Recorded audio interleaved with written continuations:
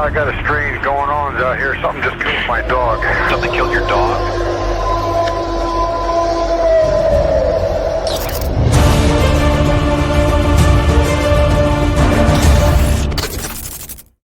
Hey, everybody. Thank you for joining the show. You know who I am. I'm your host, Dano. You guys, I got a great episode for you guys tonight. I've got brothers Jonny and Dylan on, and their work, their profession, takes them all over the United States or different parts of the state that they're in, out of state. And these two guys they're outdoorsy. They love the outdoors. They hunt, they fish, they hike, they camp. They like to get out there. And if you guys know anything about guys that do that, they tend to see things. They tend to pick up things. And they're here to tell their encounters. But before I bring these guys on, thank you so much for all the support you show the channel. There is a new format that's coming out starting in October. I'll be releasing a new episode on a Monday as well. So it'll drop Monday, Wednesday, and Friday, new episodes. One episode during the month is going to be a members only. If you want to be a member of the channel, it's only $2.99 to join. Again, you get a members only channel episode. You get an early access to a Saturday release show. You get your name entered into a drawing that I will be doing on starting the 1st of October. And what that drawing is going to include one of these, a new patch that I have for the channel, plus a couple little stickers, and then something else it's a surprise. It's nothing gross. It's nothing personal. So you don't have to worry about getting something weird in the mail. But other than that, you guys, again, thank you so much. If you guys have had an account and you'd like to come on the show, please drop me an email at thecryptidpodcast72@gmail.com. That's thecryptidpodcast72@gmail.com. You guys, let's bring on the brothers, Jonny and Dylan. What's up, fellas? Yeah, I muted them. No, there you are. How you doing, man? What's up, buddy? How's it going? How are you guys doing? Good. I'm in Atlanta right now. Yeah, I away noticed. From home. Yeah, it looked like you were in a hotel room. So yeah. Johnny's vagabond is actually homeless. Yeah. I'm like you said in the intro, man. Like my job, so we build fuel systems. I'm literally all over the country, from Oregon to Georgia, Arizona, Pennsylvania. Doesn't matter. Nice. Now let me ask you a question. So with your job, are you in any one spot, like for a significant amount of time? Yeah. So the last big job I did was a military base, and I was out in Colorado. So I was there for almost 3 years about. So I was, like you said, we're big outdoors guys. I mean, Dylan and my dad came out to visit. We went hiking, all that. But I had a welder that was big into off-roading on trails, and we were out every weekend camping or doing something. So now, whereabouts in Colorado was this job? So we were at it's actually a job on Buckley Air Force Base. Yeah, I know Buckley very well. I used to live near Buckley. Yeah, so we were in Aurora area, but I mean, it's not that far to get into the mountains, about an hour drive, so not too bad. Yeah, I lived in Aurora when I was a kid, and we lived in these condominiums, apartments, whatever you want to call them. They were more of condominiums, and I used to watch SR-71 fly in the Buckley Air Station, and I used to mess with the radar over there. Didn't know that I used to. Wait a minute. I used to fly kites, right? I used to have massive kites, like 6 feet long. Yeah. And I would, once in a while, maybe I'd put a little tin foil on them and then take a bunch of fishing line, not twine, but fishing line, like 100-pound test or 50-pound test, and get a bunch of that, put it on these old like wire spools, and just spool it up there. And then as soon as I get the kite up in the air, I just sit there and let it go and let it go and let it go and let it go. And then one day a couple of helicopters popped up and came flying over and started to circle around the area. And I cut the line real quick and hid in the woods and got back to the condo and waited a little while before I went out and did it again. So yeah. And if any prosecutors are listening to this, that was in Minecraft. So that was in Minecraft. That never happened. That was in Minecraft. Well, I mean, statute limitation. Oh Yeah. yeah, 7 years. Come on, man. I was what was I? I think it was in 5th grade or 6th grade, something like that. Okay. So, but yeah, so I know exactly where Buckley is. So, you know what? Let's go ahead. You mentioned a couple of things. You guys, I don't normally cover this sort of thing on the channel, but I honestly believe that this is like your classic good versus evil. And you know, Jonny was experiencing some sleep paralysis, and something happened, and he called out, and what he will tell you, I find amazing. So look at it for what it is, guys. Look at it for what it is. Yeah, I'm going a little bit off script with the Cryptid Podcast.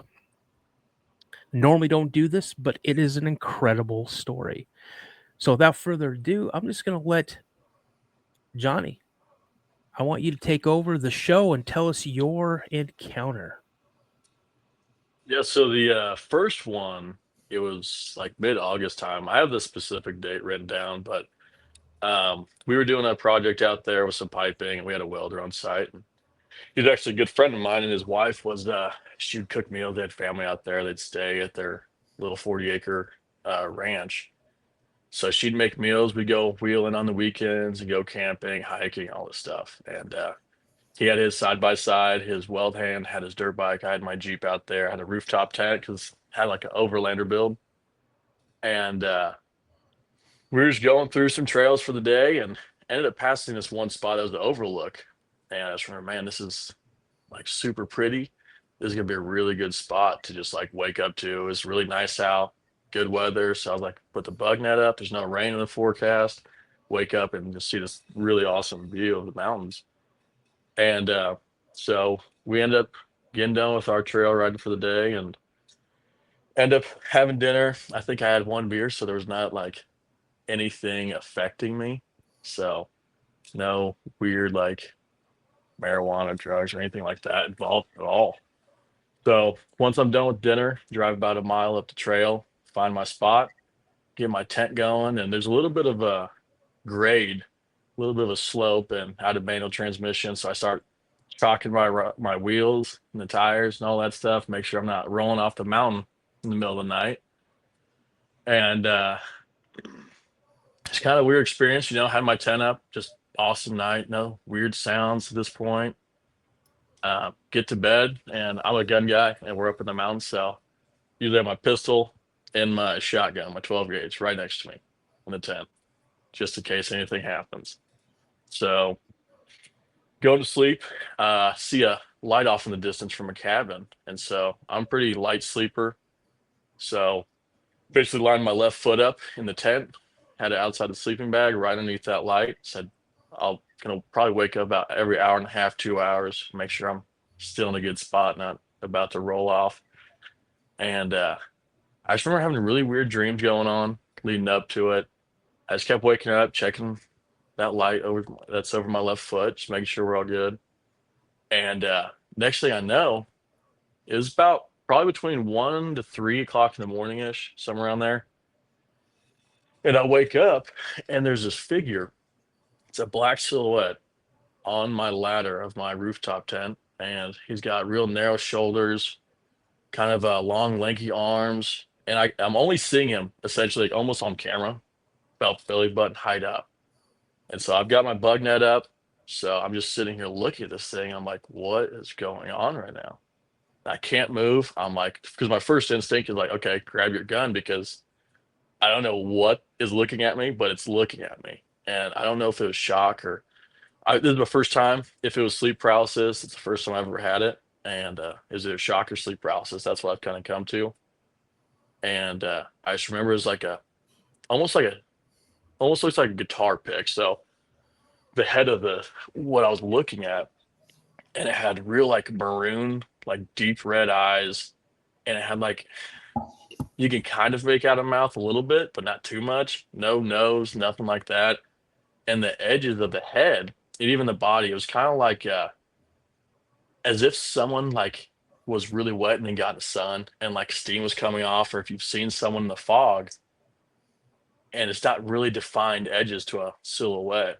And I've got a picture actually drawn up for you. It's a terrible sketch, but that's kind of what the head and those squiggly lines around are just kind of showing that it wasn't super defined. I just remember in my head, I'm like, grab the gun, grab the gun, grab the gun. Like, what's going on? Can't move. I'm in my sleeping bag, left leg's out of it.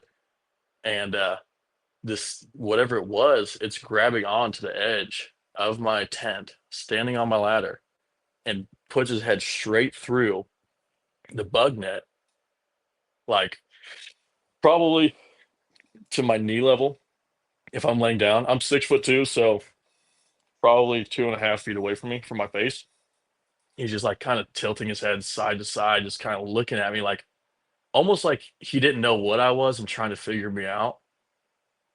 And I just remember just being frozen, and this thing just slowly backs up, and I just see it go down the ladder, and then I was able to move, and just probably about 5 minutes later after it left, I was able to move and just trying to figure out what was going on.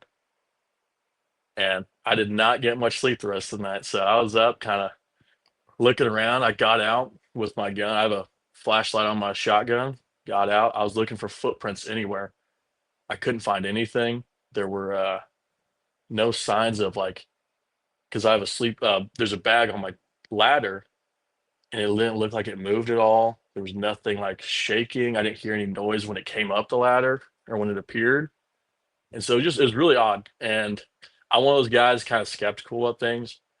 But I mean, this was so real, and I didn't go back to sleep immediately. It wasn't like a vivid dream, because I remember from that point of being able to move, I immediately got to my shotgun, opened the bug net, start shining the flashlight down on the ground, trying to find footprints of what might have been there, and just nothing. So that's my first story I've got on that whole deal. And I don't know if you have any questions on that. Now go ahead and jump into the other one. So the second story is same Colorado. I mean, I was there for 3 years, so I mean, there's some weird stuff going on. And I shared a Airbnb with two coworkers. They had left, and they went to Omaha, Nebraska for another job. Those two had to get pulled off for that one. And I'm on the second floor where my bedroom is. And so if you're laying down in your bed, you look straight ahead. There's a TV mounted on the wall, and to the left of the TV, there's the walk-in closet, and to the right of it, there's the bathroom. And so I just got back. It was January 8th is when that happened. So I just got back from a little break for New Year's Eve, Christmas time at home.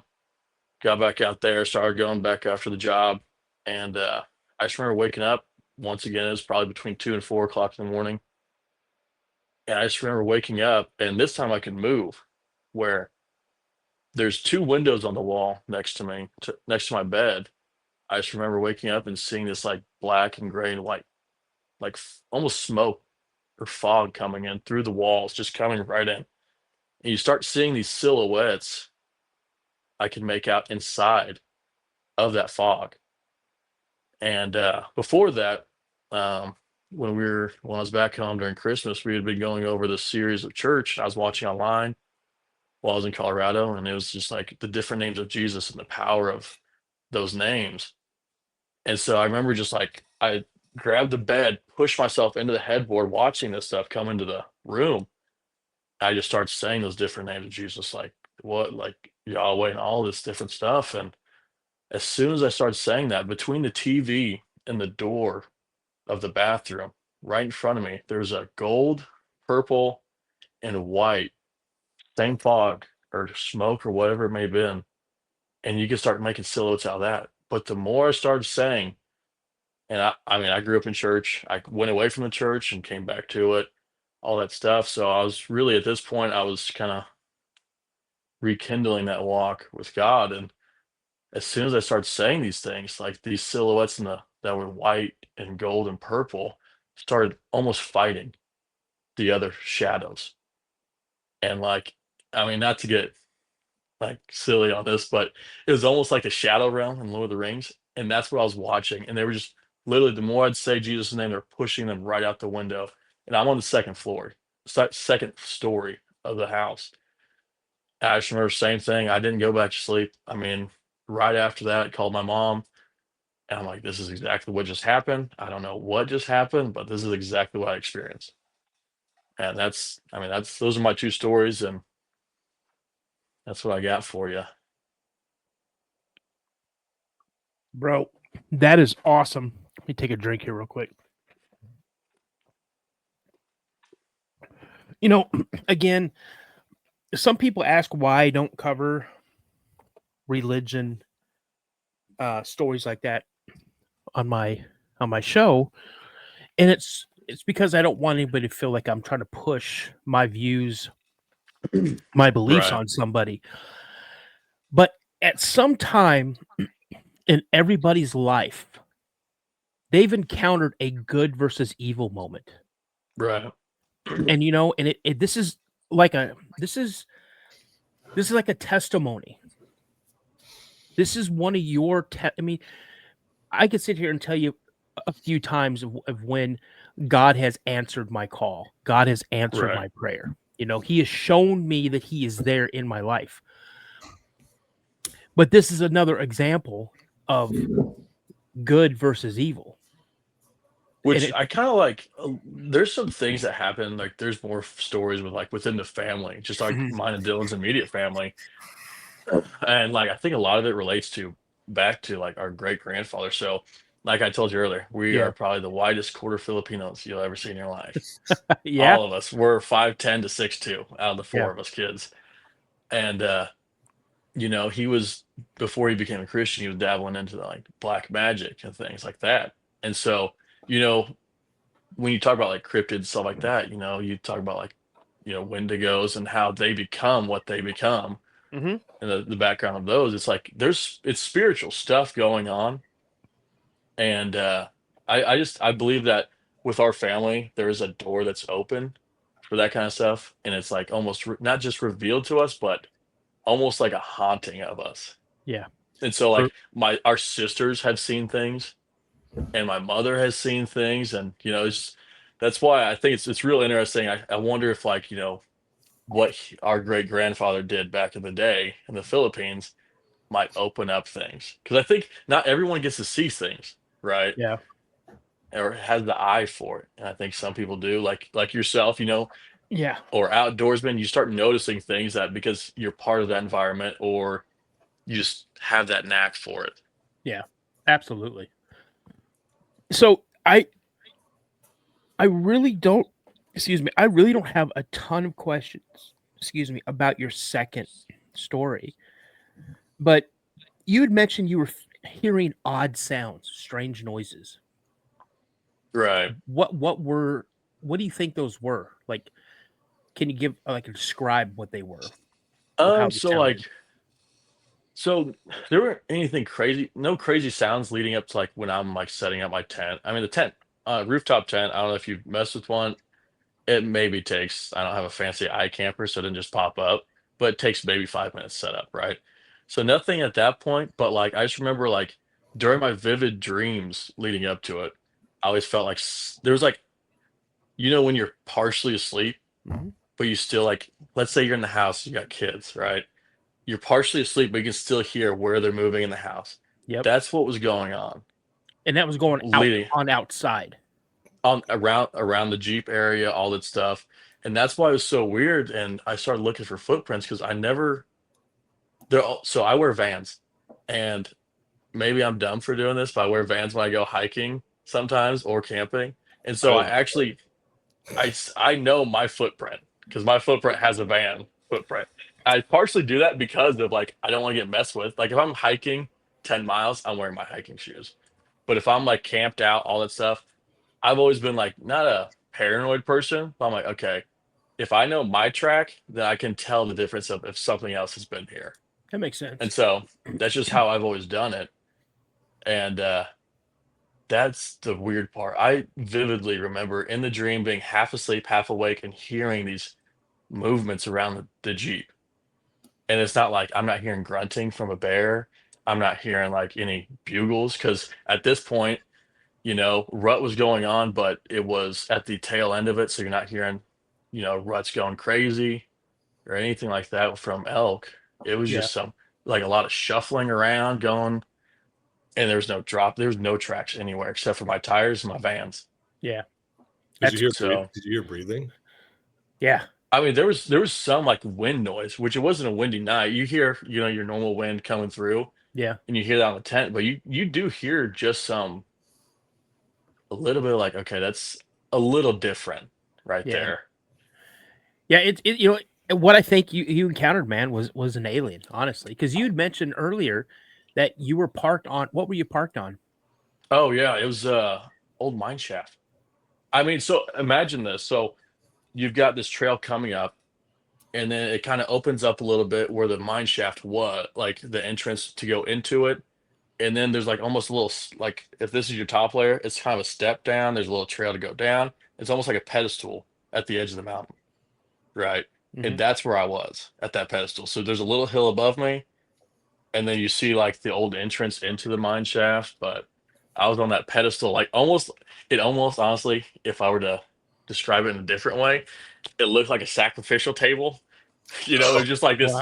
It was just straight table, So it's kind of and it like had a a little bit landing. of slope to it. Yeah, Yeah, it's kind of like a landing. So like when you see, you go up a logging road, and you at the end of the logging road is normally what they call a landing. That's where they have the, all the equipment that the right. yarder and everything like that. And then they pull everything up to the landing and they take care of it and then load it on trucks. But man, that's a crazy story.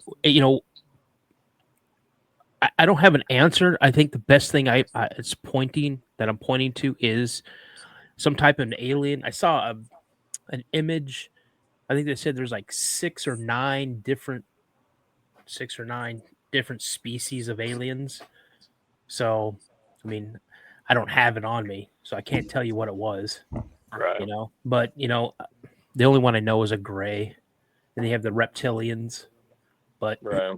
you never know, man. Which it was just like when I was like, whether it was shock or sleep paralysis, all I know is like in my head I was screaming, but if you just looked at my body image or body language, it was just I was like my eyes were just stuck on his eyes, Yeah, like almost like it was almost like if you did like the portrait photos on an iPhone where Yeah. everything's a little bit blurry, but then there's that one piece you're really looking at. And that's how Yep. it was, and like I'm getting chills, like my hands are shaking while I tell the story because I mean dude, it was That's the craziest thing I've experienced. that's crazy, man. That's crazy. So now we're gonna switch gears over to Big Brother. Dylan, what's up, buddy? Nice seeing you again. I guess. Guys, I'm gonna tell you guys right now, if you guys need a plumber, you need someone to install a hot water heater, water softener. Yeah, this is the dude. I watch this dude. He's a beast. I watch him move my water heater. I even offered to help, and he's like, "No, I got it," and he gorilla'd it. How much do you pay you for that ad? The secret is I am 33 years old, but my knees are 97. Yep. Oh, dude, I'm 54, and my back and my knees are like 216. Right? My hips. Oh, come on now. I get up in the morning. I'm like, why? Why? We all know Dan's hips don't lie. It's all calm. That's right. It's all Makes calm.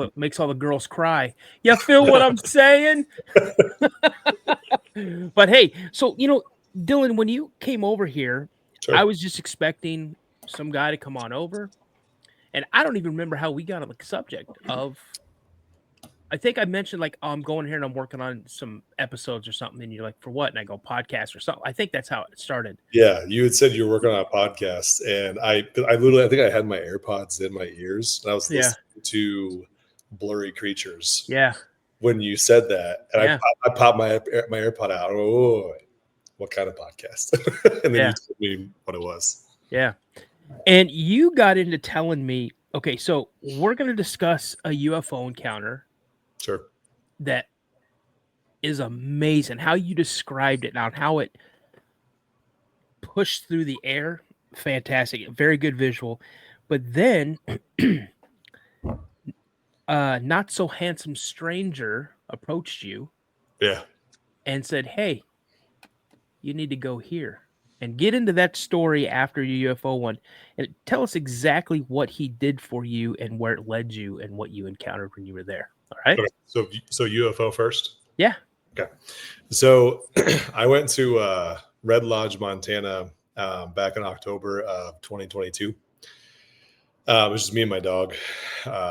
And when we went there, I actually just looked at my notes from October 2022. And when we were there, it was October 17th through the 21st. And full transparency, my first 2 days, I partied. It was whatever. Just a bunch of debauchery, went out in the woods during the day, back at the bars and Red Lodge at night. But my third night, I started to get, the third day was like pretty much just my very serious time. So I was sober from the 18th until I left on the 21st or the 22nd. And there was this lookout peak that was probably 3 or 4 miles from the Airbnb I'd gotten. So it was Red Lodge, and then I was like maybe like 2 or 3 miles outside of Red Lodge. But this overlook was 2 miles north and then up into the mountains. And much like my brother, I'm going to draw because I'm no artist, so bear with me. But there was this road that had these little, like, just overlooks that you could pull out onto, and that would basically follow a valley up to one of the lower peaks of Beartooth. And you could pull off every like 3/4 mile or whatever it was. And I pulled off. It was me and my dog, Marcone.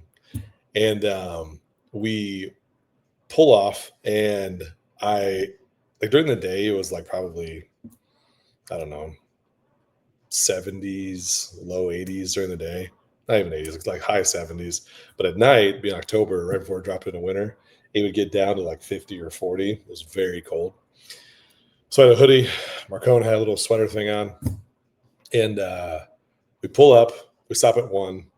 Realize it's too low. Oh, and mind you, the moon was so bright that it was almost like daylight. You could see not everything, but it was one of those weird things where, because of where the moon sits in juxtaposition to the sun, all the shadows were very different. They were just, I don't know, it was all very like, just very serene. And so we pull off, realize that we're too low, or I realized I was too low. Then we drive probably about a mile, not even a mile, like half a mile up, pull off, and I realized, oh, this is the spot. And so we pull off, hop out, got a hoodie on. It's super cold. It's super windy, which plays into this. I pick up Marcone, and I kind of just chuck him up on the roof of the Jeep. And I come up there. And where we're looking, you can kind of see, this is not a very good picture at all, but this is really bad. So essentially, we had followed this like service road up, and there was a little pull off, and then the valley was all flowing down. And there was a very like thin stream that followed the whole valley down. And so from here, it's maybe only another half a mile up to the top of the peak, but one of the lower peaks. And so we're sitting here, and I can see everything. And the moon, and it was so bright, I could see everything passing through. And you could see the wind kind of at my back. You could see the wind was at my back. I felt my hood pushing against like the back of my head. And then the wind was traveling down and then up the valley. And as I'm sitting on top of my Jeep, it wasn't like a predator prey feeling, but it was more just this feeling of like, I don't know how to describe it. It was almost like when you're going on a field trip for the first time in like first grade, and you're like, oh, something's happening. Like it's like a feeling of just like euphoria in a way. And a lot of it probably played into because there's such a magical scenery, but I started really paying attention, because oftentimes when you're in those moments, you kind of just like, oh, wow, this is so pretty. And then you just ignore it and pull your phone out and take pictures. I started paying attention to everything. And I see the wind at my back hit the trees. All the grass and everything is blowing up and away from me and kind of traveling up towards the low peak. And as I'm sitting there, just looking around, I look at the ridge line, just on the other side of the valley. And I would say it was like the size of a sedan, or kind of maybe a bit bigger, like no, it was bigger. It was like probably closer to the same space that like a short bus, like a short school bus takes up. And it was the same effect to your vision that you get when you see fumes rising up of like a blacktop, like on a hot summer day. And it was on the ridge line. And as I'm looking at it, I did the typical thing where you start to just excuse it in your mind, like, oh, there's, I don't know, a hot stream over there or whatever. Like you just gases, I don't know. I was looking at it, and I look up, and I look back down, and I look up, and it's still there. And it's stationary. And you can see, so I'm using my hands, you can see, I don't want to say it was UFO shaped, but it was definitely like a oblong shape. And you have the valley, the top of the valley, top of the trees, and then there's a dead space where you don't see any of this movement in your vision. And then you just see this oblong short bus shape, and then it stops. And I remember like sitting there and like looking at my dog. What the hell is he going to say? I look at him like, okay, well, what? And as I'm looking at it, then I start to feel not afraid, but something unnatural is happening. And you see, or I see this shape come down the valley, and it wasn't moving super fast. I would probably say, I don't even know. It wasn't moving fast at all. And it was just moving down, moving down, moving down. And you can see it moving against the wind, because you can literally see the depression in the top of the trees. You can see the wind blowing up that side of the valley against it. And it's occupying this space on top of the trees. And then it moves down, pushing down, and it stops right in the middle of the valley. And this is like, my senses are losing their mind. I'm like, what? Because up until this point, I wasn't a skeptic, but I wasn't like I wasn't a believer. It wasn't like not constantly, but it just wasn't something I really paid attention to. And so in this moment, I don't know, it was almost spiritual, but you see it press down in the middle of the valley. And I'm like leaning up, looking at my dog. My dog is staring right at it. Like he's standing up. And Marcone was a 120-pound black Labrador mix, lazy. If you got him to stand up and run anywhere, good luck.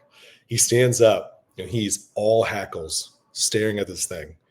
And I'm looking at him like, oh, I was saying a lot of colorful words. I'm like, okay, something's happening. And then it just moves, maybe, if I had to guess, like 10, 20 feet. It stops, and then it turns, and it just shoots up. And you see it like push on the top of the trees and the grass and everything. You see it just move up the valley, hit the top of the peak, and then gone. And yeah, I kind of sat there and like I started looking around, like trying to see if any other campers or hikers or anyone was there. Of course, no one's there, because it was like 2 a.m. And yeah, and then I stand up and I kind of say, what the? And I'm just kind of looking around like it's in disbelief. And then that was it. And I sat there for probably another hour or two trying to see or wait if it would come back. And yeah, I did not sleep at all. I got back at like 4:30 in the morning. My alarm went off at 5:30 to go to some wolf tour thing. And yeah, of course, when I was on that tour, I tried telling everybody, and everyone was like, oh, okay, there, you were smoking the peyote. And no, I was sober as a goose. But yeah, that was my UFO story. Now let's get into the stranger story. Oh gosh, this is where, as someone who wasn't like exactly like a skeptic before, but a non-believer, this was like the trope, right? The trope that whenever you see the insane eccentrics on like the History Channel or Animal Planet or Discovery, you watch it because it's entertaining, but you think nothing of it. So after that encounter, did the wolf tour thing, and then I went. I think I tried driving towards Wyoming, but they had closed the pass down for the season once you got to a certain point. So I come back. I think I went back to the cabin and just like read or something. And then that night, I went to a bar in Red Lodge. And I love talking to people, clearly, because it's how I met Dano. And when I'm at this bar, it's just think the most stereotypical Midwest bar, just, wood filigree, a couple of slot machines in the back corner, a bartender who has worked there for 57 years, and I don't know, whatever. Just very stereotypical Midwest bar. And I'm sitting at the main bar, and I'm starting to talk to the locals. Oh, hey, I'm from Kansas City, or, I'm from Kansas City, and I live in, Wisconsin now. I came out here just to explore. Are you from Red Lodge? Yada, yada, yada. So talking to everybody. And then this gentleman, older gentleman, says, you need to talk to Rick. And I was like, okay, who's Rick? And he goes, oh, well, and this is not an insult at all. This is what happened. He said, oh, he's the town schizo. And I went, oh, well, sign me up. And he pointed him out. He was actually at the bar because that was his haunt. And I said, okay. And so I had a few more cups of liquid courage to go talk to someone who was potentially dangerous. I walk over, I sit down next to him.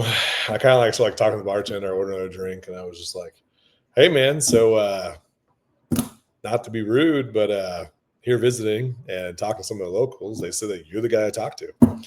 And he immediately leans in, and he was just like, what is your government name? And I was like, okay, well, here we go. And told him my name and started talking. And he actually was originally from Minnesota and big into the cryptid scene in Minnesota. I think that his full-time job, from what I remember, he worked for the post office. And then his free time, no kids, never married. That's all he did for decades, is what I'm assuming. He tells me about his adventures in Minnesota. I buy him a beer, and then I was like, so do you know of any like hot spots here? And I think up until this point, he thought that it was just a genuine interaction. And then he kind of started to look standoffish. And he was like, oh, no, not really. I think he thought maybe I was trying to make fun of him or something. He didn't realize that I was probably 10 times weirder than him. And he didn't really want to talk about it at first. And then I started opening up about, I actually talked about what Jonny talked about before with our great-grandfather in the Philippines was in black magic. And I was like, ever since then, I grew up on Lord of the Rings, Star Wars, and my dad got me into all the Marvel comics and all that stuff. And started talking about just whatever, just kind of like liven it up a little bit because I could feel he was tense. And then I was like, yeah, actually, life story, how I ended up in Wisconsin, why I was living in Montana. And I was like, last night, this is what happened. And the story I just told about the UFO, or whatever it was, I recited the whole thing to him, but it was so fresh. I'm pretty sure I still had goosebumps from when it happened. And after that, just the authenticity of it, he really opened up. He started talking about just droppings he would find all over Beartooth Pass, and then he would go to Tetons and just all over Wyoming. he would talk about, and this was a few years ago, so I'm not remembering the best, but he talked about how one of his campsites was destroyed. I guess he had piles of wood versus fire and something else, and he would wake up and there was just like the ground was all torn apart and wood would be everywhere, and his, like, you know, the corner of his tent, the stake pulled up, and so we're sharing life stories. And so I, after conversation, got to a point where I asked him, hey, so what do you have like a pin, or do you have like a latitude and longitude, or just like a, you know, a general path I should follow to find anything cool, or to just, you know, follow the tone of the conversation? And I was like, please give me the keys to the kingdom. And he gave me a pin, which I was on my phone when Jonny was telling his story, trying to see if I could find the pin. I have notes from that trip, and I didn't save the pin. I almost guarantee that I had just, when he was telling me, put it in my Google Maps and then just left the tab open for the next morning. But I did have a note that was dated October 20th, 2022. And it was probably late after, it was late afternoon. It was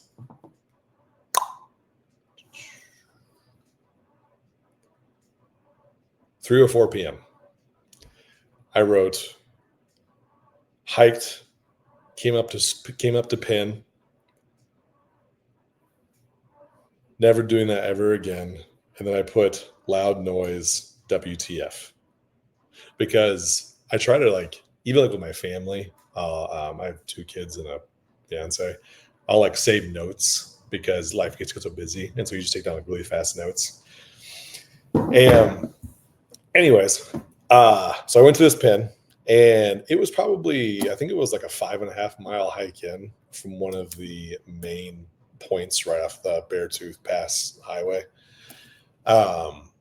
And there had been in that spring of 2022 in Beartooth Pass, there had been some pretty heavy storms and mudslides. So a lot of trees were destroyed. A lot of trees were on their sides. Rocks are everywhere. And it was just like not a hard climb, but time-consuming climb up to the pin. And it was another gorge.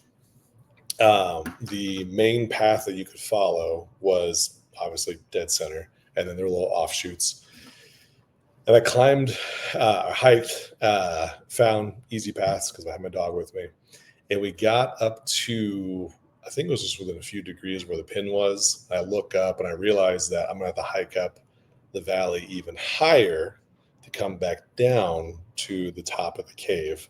But getting to the cave, absolutely impossible. Like, I think it would have had to have been 20, 30 feet of just like sheer rock face getting up to it.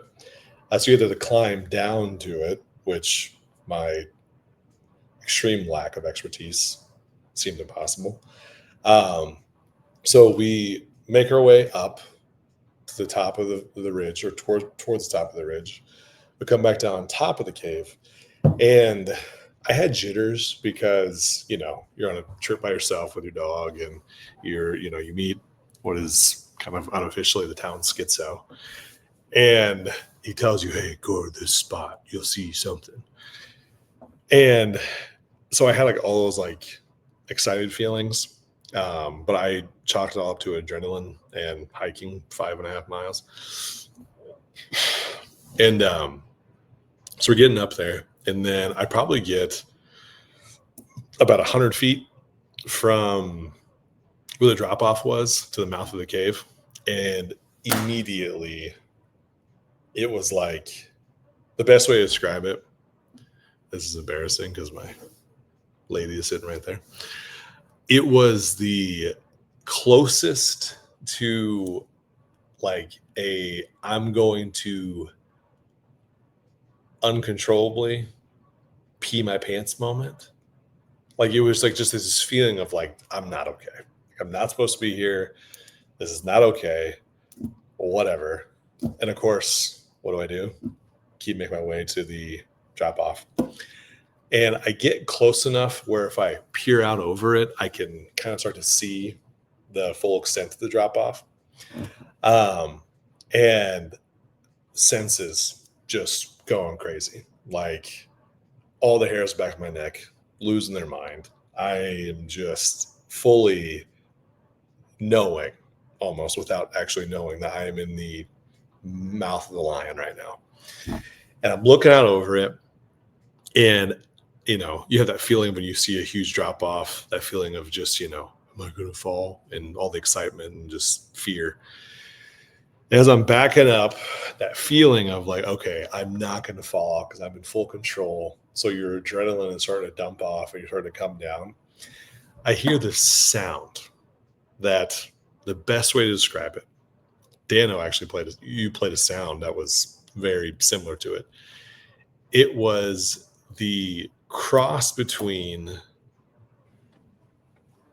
a growl, a train horn, and a bugle. Do you want me to play it right now? Oh, sure. Yeah. Was it the one I played for your brother? Yeah, it's very similar. Okay. All right, here it is, guys.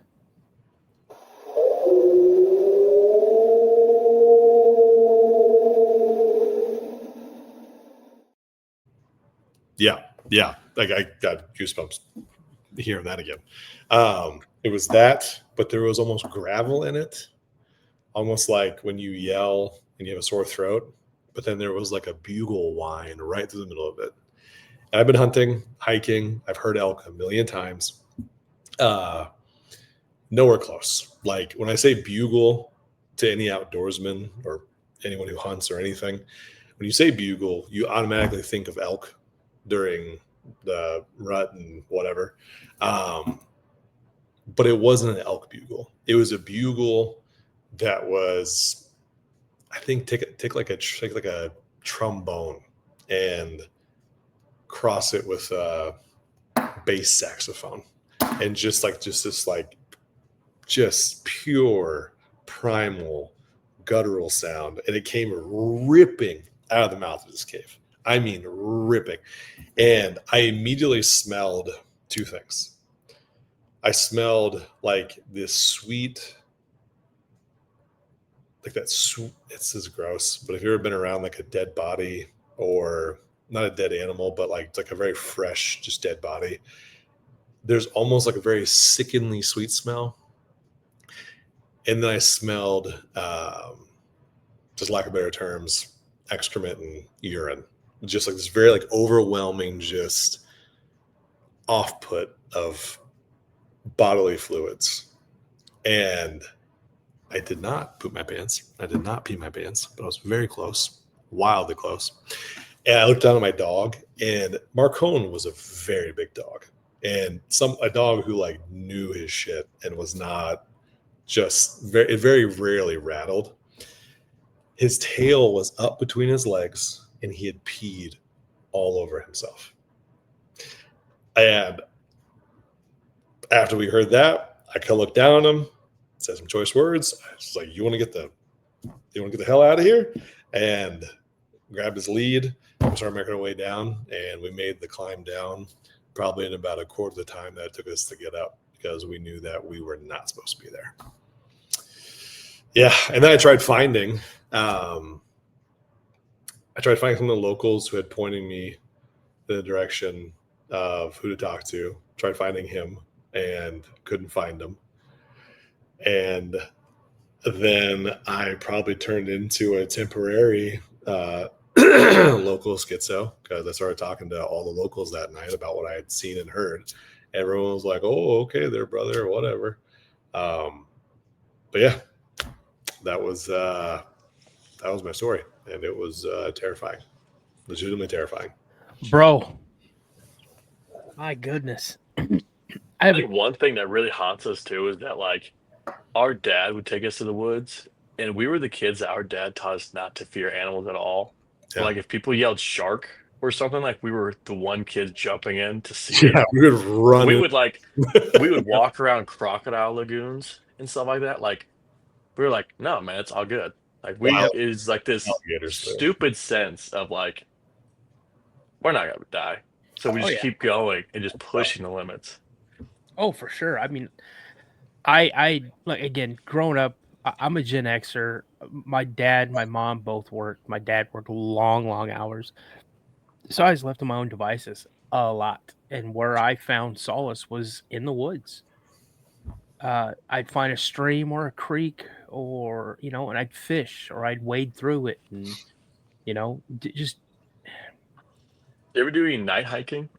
oh, I used to do night hiking all the time. But since my last encounter that I had in 92, I not anymore. That encounter completely took me out of the woods. Yeah, I've got night vision, and it's a whole different beast when you do it at night. Oh my gosh. Like my night vision, you think you can see everything, and that's where your senses go crazy. Kind of what you're talking about, just goosebumps everywhere. Yep. Oh yeah. Oh, it's nuts. I used to be able to see very, very well in the dark. And now my eyes are failing me now as I get older. But yeah, it's some crazy stuff. So I got a couple of questions real quick for you, Dylan. So let's go back to the UFO encounter. Now you were trying to describe how it looked. Would you Sure. say it was more like a pill or a tic tac shape, kind of? Yeah. Okay. It just wasn't that typical, it wasn't the Saucer or the triangle or it wasn't that. yeah. It was far more obtuse. Yeah. I got you. And again, when you first told me the story of going to the pin, Sure. I immediately thought of Red Dead Redemption 2. Oh. That Yeah. if you notice like the flock of crows kick up at certain part of the map and you Sure. follow those crows, it leads you to a cave Sure. up in the mountains, and you can't get up into the cave, but then you hear what they say is, "Oh, it's Bigfoot. It's talking to you." And you could hear you'll have a conversation with something up in the cave you can never see. But so that's kind of the mental image that I had when you're telling that story. That's just crazy. Yeah, it was. I've only ever played Red Dead online, where you basically just jump a train and kill people. Yeah. I had never even heard about that, but that's a very apt description. Oh, I'm telling you, I played it through probably 3 or 4 times. So I've been a good guy, a bad guy, and a neutral guy. Something to point out too that I forgot to mention. So, despite that mudslide and just the huge storms that had hit during that season, I do remember you saw life everywhere, like all throughout Beartooth Pass. I mean, there was just, I saw a moose. Never got to see a wolf, unfortunately, in the wild. But you always saw birds. You saw squirrels, even like the little streams and like, I guess, tiny rivers. You would see fish. You'd see all kinds of stuff. And I do remember not seeing a thing. Like there was nothing. There was, not even birds. It was just, it seemed like everything around this just general vicinity was gone. Just like this, like I'm out. Yeah. Well, let me ask you. So when you started approaching the pin, how obvious was it that it's a cave? Not too obvious. So it was a little bit recessed. And then 2, with that time of year, I think maybe if there had been a lot of greenery, it might have been easier to locate. But with everything being kind of dead and everything kind of just like falling over, there wasn't a whole lot. But I do remember the ridge right in front of the cave. It looked like it had not huge roots, but it looked like there was a lot of just densely populated roots or trees that had fallen over and then snapped off at the root. But there was a lot of foliage that might have grown right in front of the mouth of the cave. Do you think whatever was in that cave, do you think it was trapped in there, or that it heard you guys climbing around and decided to let you guys know that you're in the wrong place? Oh, it wasn't trapped. This was like this was 100% a you need to F off. You are barking up the wrong tree. You need to get the hell out of here, kind of thing. And I know, I don't know, I might have seen this, I don't know, but there was this overwhelming sense of just, oh, F. Yeah. It smelled us. Like it smelled us. Yeah. Definitely smelled your dog, probably. Oh, yeah. And as much as you love your dog, there ain't anything stopping it from taking that dog. Oh, hey, Marcone was my best friend. I love that dog. But if I had seen anything come out of that mouth of that cave, it's like that old joke. You never have to be faster than the bear. You got to be faster than your buddy. Oh, your dog would outran you, man. You'd have been done. Yeah, probably. So, you guys back on the leash real quick. That's all I have, man. That's all I have. Awesome. I just want to say thank you both for jumping on. Yeah, really thanks for having us. It was awesome. I knew as soon as I met you, I wanted you. Obviously, I wanted to share my stories, but I also wanted you to meet Jonny, just because Jonny has just been out there a lot more than I have, especially looking out in Colorado and stuff. Which there's been weird stuff to see. Like, that's the crazy part. Is me and Dylan, we just do we'll go on solo trips. I mean, I've driven 24 hours straight to Montana, and went straight into hiking. I've gone to Utah, done the same thing all over the place. And do you want to tell them what you did to Canada, or do you want to save that for something else? I declared war on Canada. That's about it. That's about as far as I'm going with that. Declared war on Canada. All right. Well, you guys hang out in the green room, or the whatever we want to call it, the backstage or whatever. And let me close out the show, and I will be right back with you guys. Sounds good. All right, stand by here. You guys, that was Jonny and Dylan. I'm telling you, these are some cool guys. Both guys have had some incredible encounters. Again, I normally don't cover things like any type of spirituality or anything like that, but I couldn't help but I had to have that on here because it's a great example of good versus evil, and good overcoming evil. And that's, if anything, we need that now in this world. We really do. And it's just a perfect example. And then to, with Dylan experience the UFO and his dog alerting on it, and then meeting the town schizo quote, if that's not PC, I'm sorry, guys. I don't know what else to call them. But he says you need to go here. And here's the thing. I think people mislabeled him. I think he, very eccentric, has been out, explored, encountered, documented, and people think it's a joke. And I think he's a lot smarter and knows a lot more than what they thought. And I think Dylan was lucky enough to talk with that individual and meet that individual and have that individual share some things with him, because he had that amazing encounter. Even though it's a class B, you heard something, you smelled something, it still happened. So, guys, that's the show for tonight. I just want to say thank you so much for Jonny and Dylan jumping on. I also want to say thank you for everybody who supports the show. I can't do this without you guys. I'm creeping up a lot quicker than I thought to the goal that I had set for the channel. 5,000 subs, you guys. I'm at like 120, 119 more to go. So slowly making it. It's the 16th. I've got like 15 days or something like that left. So I think we'll get it. But again, as my buddy Josh always says for Mysteries Unknown, he says, stay prayed up, everybody. And as I always like to say, remember, a legend begins with a sighting. You guys have a great day. Have a great night. Thanks for coming on to the show. I'll see you guys later. See you guys. I got a strange going on out here. Something just killed my dog. Something killed your dog?